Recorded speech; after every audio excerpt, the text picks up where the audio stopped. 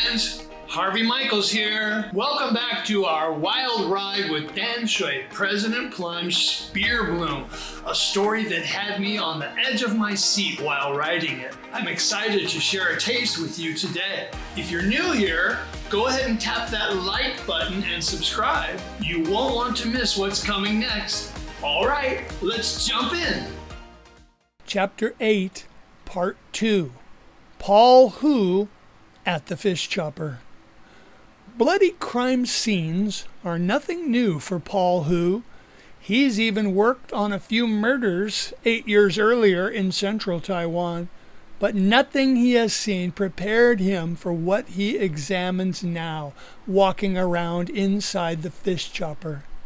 At the bottom of a steel mesh ramp, 2 pairs of corpses' blood pools intermingle and begin to congeal. The 2-body blood spill behind the truck trailer is larger by virtue of mixing with water that dripped off the Zodiac when they took it out to remove Wang Sanbao and bring him upstairs just about 24 hours ago. The Zodiac inside the trailer is now lopsided, half deflated from Lao R's bullets. The 2 other men moving around there are military officers of some sort, in uniforms Paul thinks might be military intelligence, but he isn't sure and he doesn't ask. They steer clear of Paul too, not asking Paul questions and keeping him out of their pictures. The first thing they did was lower the warehouse front-loading dock doors and the wide rear door to block any surreptitious filming from outside.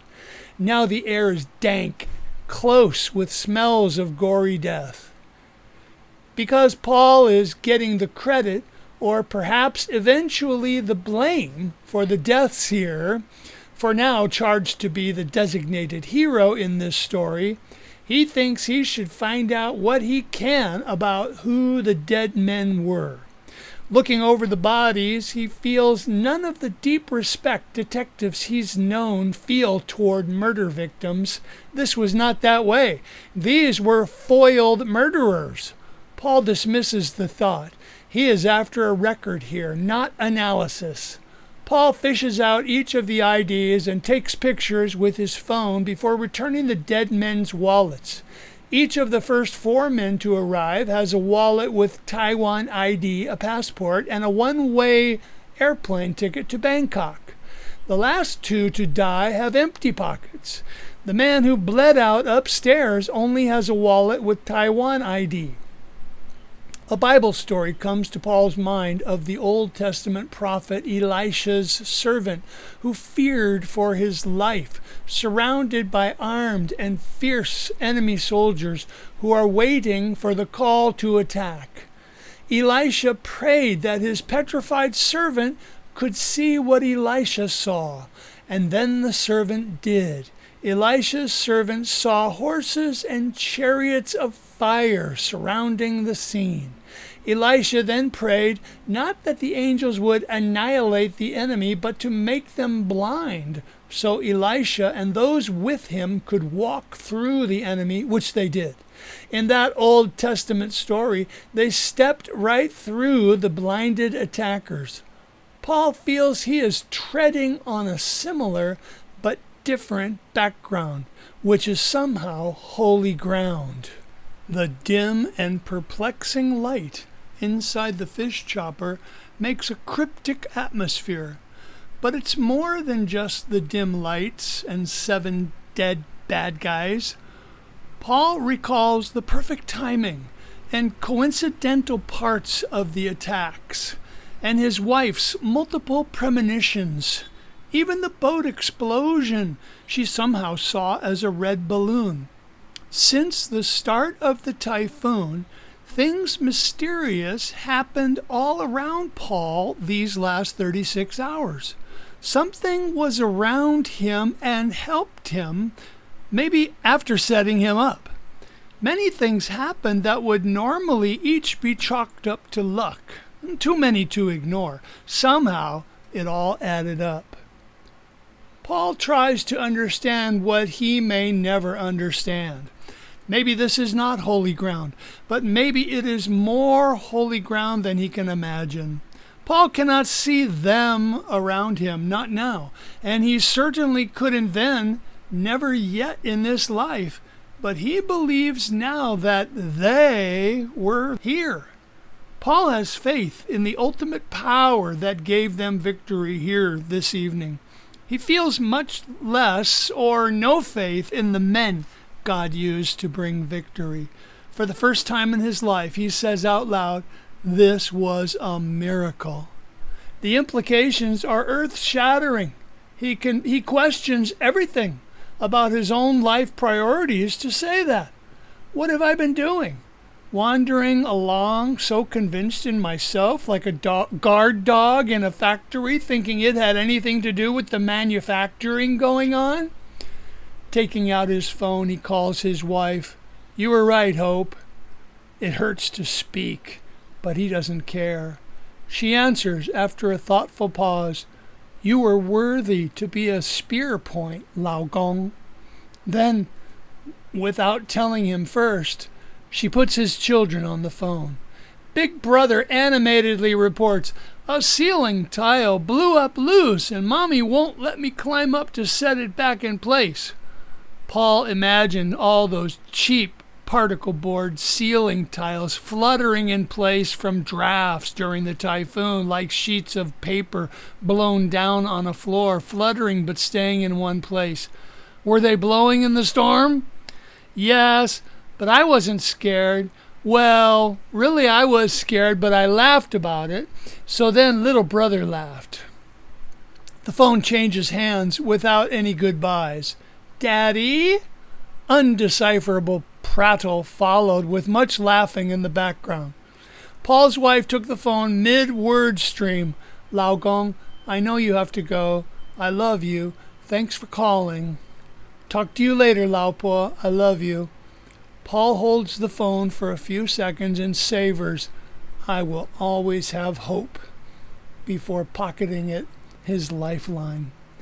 Walking around, Paul leaves footprints and handprints. He ignores the sharp pain of each breath in his jaw and in his ribs from Coco's fists. Ignores stiffening pain in his stomach muscles, thighs, and shins from injuries the day before. The pain loosens as he walks up the stairs, down the ramp, around through everywhere in the dark warehouse that stinks of bloody death. Once he found himself imagining angels hanging around the top of the ceiling but facing outside with weapons pointed out, deeply scratched weapons from fighting unseen enemies. To remember and learn, Paul squats at each dead body. He is most baffled by the broken-necked man all covered in blood with a surprised look on his face. "I'm looking forward to reading the lab report explaining this," he thinks, realizing he didn't count on asking D, sensing sadly that D has very little chance of surviving. Helicopter returning. While his co-pilot silently scowls with his own thoughts, the pilot and squad leader, Captain Hong, has many feelings and ideas to accompany him on the return flight back to Sanjur. Captain Hong is sure this storm and the media-hyped events that transpired made permanent impressions on most every person in North Taiwan, maybe all of Taiwan. During the heaviest blowing of the super typhoon, he was away from his family. They were safe enough nearby in the officers' dormitory, a concrete fortress, but away all the same. Super Typhoon Noru damaged the roof and walls of the nest, the hangar for the chopper birds, though the nest was supposed to be typhoon-proof, impervious to typhoon damage. We all expect we are impervious to typhoon damage too. Just as Wang Sanbao's bodyguard was hours before his assassination, before his moving proclamation of his love for his family and his God, Since Friday morning, Captain Hong was likewise waiting on call. A question kept coming up. Would I fold under pressure or rise to the occasion like Sergeant James Yang did? Captain Hong sensed he would fail, but that now, perhaps, he could improve or change something in himself. Over the last hours, Captain Hong and hundreds of thousands of others pored over YouTubes and blogs and websites explaining Christianity and the Bible, its history, and the claims of Jesus. He found few sources that were not either obviously bitterly mocking or hating Christianity, or else uninteresting religious sites. Nothing like James's words in the security van before he was killed. If it was only James, if it was only what he said and what he did, Captain Hong considers, but it was also the man's family. His wife's press conference outside their front door just hours after her husband's death was absurd, painful to watch. Yet she had calm Captain Hong could not understand. Inviting cameras into their house the first morning afterward was also beyond imagination. Then she joined with her daughters and son on TV. They basically worshipped in front of the entire world to the God who said he would let their father and husband be killed likewise in front of the entire world. James's wife and daughters couldn't be more different from the other officers' daughters and the women living in the nest who he saw obsessed with social media and entertainment. James's son, his adopted son, jarred Captain Hong to his core too. Captain Hong will never forget Jimmy's voice and his grief-filled eyes. Jimmy was singing for his father through his heartache, willingly and painfully. He allowed all of Taiwan to witness him struggling to transition from just days ago being with his father in a relationship others only dream of, to waiting to see his father again in paradise. Jimmy's faith differed from anything Captain Hong saw in other religious temples around. Hong's family were multi-generational casual Buddhists, but one day his wife said, "Enough." She said they would not say they were of a religion they could not bump up against, one without experience and hope of more than the peace of emptiness. Some other officers' wives went to a Christian Sunday gatherings and invited her, but Captain Hong's wife resisted. Judging from her many-lined reactions to the events of the last 24 hours, we would indeed go, at least to see if the people there were anything like Jimmy's family. Then this man, Officer Paul Hu, shows up in the peak of the raging storm on the Guandu Bridge and pulls the stranded couple to safety through car and Humvee windows, giving a song to everyone's hearts, especially anyone in a uniform who felt united with Paul. Captain Hong nods emphatically, remembering the videos everyone watched and watched. The couple Paul Hu rescued shook as they shared through trembling tears, telling their terrifying story, what happened before they watched their car blown over the bridge into the raging Danshui River. Shivering among other frightened civilians sitting out the super typhoon in the Danshui MRT station, they told their tale. Luckily, someone caught it on smartphone. Amazing footage of the teeth-chattering, weeping, traumatized couple. They shared how they were calling out, screaming out for a God, any God, to save them, and this good, kind, modest man came. "I'm just an average Christian man," they said, Paul Hu told them. Then Paul Hu appeared in the nick of time at Fisherman's Wharf yesterday evening In just the last half hour before flying to Sanzhi, Captain Hong saw a live news interview with Danshui Port Police Chief Pan, who shared more details, emphasizing Officer Hu was the finest police officer he'd ever come across. Chief Pan recollected Paul Hu basically took over by his quick decision-making and leadership. Captain Hong, waiting in this very cockpit for the word to fly, already watched and re-watched the short YouTube interview so many times he practically memorized it. It made him proud to wear a uniform, and in some unexplainable way, he felt the story called to him. Chief Pan said, "After everything he already did yesterday, Bali Police Department's Officer Hu was out the door going to make his way to understaffed Sanzhi precinct and help where he could between Danshui and there. Then, when we heard Wang Sanbao's driver was alive on the back wall, stranded and freezing there for over an hour, we called out the door, called Officer Hu back, because he had that big Humvee. Paul Hu didn't walk carefully or jog or crab walk, but sprinted back, tossed about by the gale force winds hurtling his way, daring the typhoon to knock him down." And the winds did knock him down, him and Sergeant Chen. Chief Pan slapped the big sergeant sitting next to him on the sergeant's strapping back. They went running out from this precinct headquarters with the front doormat rolled up. They didn't wait for more officers to help them, which is what anybody else would have done. That's when he fell and busted his mouth. What a bloody mess! Chief Pan stopped talking to the reporter, searching around the cluttered desktop until he found and held up what he was looking for. "Look at this uniform blouse!"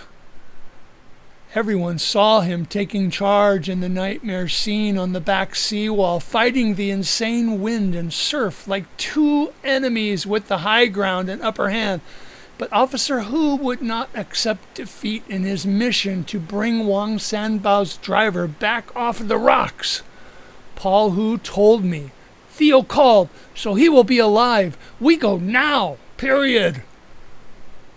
We all saw the hellish conditions through the Humvee dash cam and heard Officer Hu crying out loudly to the driver, pleading with him, making him think, screaming over and over to remember his wife and family. The proud senior officer made no effort to wipe his wet face. The pilot realized he was shedding tears again, the third or fourth time since this all started. "I'm on the rocks too. I believe I hear the voice of someone. Is it Jesus? Calling me to remember my wife and family and look for the voice to rescue me too." Captain Hong sighs, willing. This is breaking new ground in people's understanding. It's sweeping away old understandings, opening windows and doors in our minds about what God is, what Jesus is. Churches apparently aren't what is important. Where are any holy religious men in this today? There aren't any that I can see, only ordinary men and women who say Jesus lives in them and leads them and saves them and brings them together. Approaching the same GPS coordinates in Sanzhi for that second time, the helicopter feels more stable than he does, but Captain Hong is determined get off any rocks that will keep him from his wife, from his young children. He says under his breath, "Jesus, if you are real, show yourself to me." The thick fog has worsened. Captain Hong knows his GPS and autopilot are trustworthy. He has trained over and over in these conditions on simulators, commanding his fears to obey and back down. Still, his stomach squeezes as he descends blindly down into the fog to meet Officer Paul Hu. To conquer his fear of instrument landing in much heavier fog than before, Captain Hong goes into autopilot himself, slowing his descent further, but not the lump in his throat when instruments, not his eyes, show that he's practically on the ground. He rejoices at the sight of Paul Hu sauntering out, dried, spattered blood on his sleeves and pants and face, clapping his hands up directly at the pilot's bravery or foolishness or both, ignoring the powerful downdraft that alarms most non-aviators. Paul Hu's face is a mask of swollen, colored bruising, but he stops, nods, and looks directly at the helicopter pilot, mouths, "Thank you," not even gazing 1 second at the giant red bird, which everyone else does. Before that moment, Captain Hong was always proudest of this chopper he flies, but now he has an original impression. Paul Hu is looking at me on my own rocks, in my own storm, encouraging me to hang on. The co-pilot hops out and guides Paul to a rear seat. He puts on Paul's seatbelt looser than they were supposed to, taking it as easy as they could on Officer Hu's injured ribs. Settling as best he can in his seat, breathing painfully around the right side of his mouth and in his whole left side, Paul doesn't even notice fresh blood oozing out of the corner of his mouth, or he's ignoring it. He scowls in pain, taking headphones he barely has to move to pick up. He doesn't even try to put them on, obviously in much pain from the oddly angled move to lift them.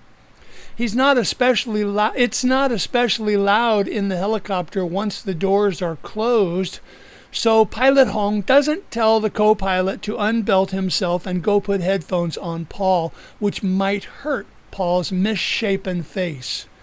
Captain Hong ascends straight up until they clear the thick fog, rather than beginning forward motion sooner. Finally, in clear skies and jetting over the mountains of Yangmingshan, Captain Hong impulsively calls his wife, "Lao Po, I'm flying and calling you, breaking a rule here.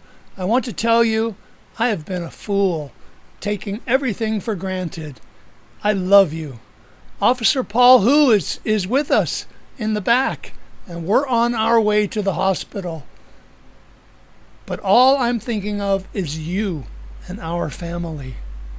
Oh, Lao Gong, I love you so much. We have a lot to talk about. Come home soon, please."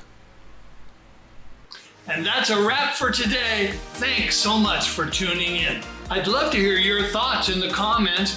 What stood out to you? If you're enjoying the journey, please share with a friend. It means the world to me.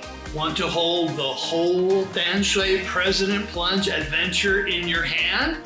It's waiting for you on Amazon. And if you do, please leave a quick review. Until next time, take care.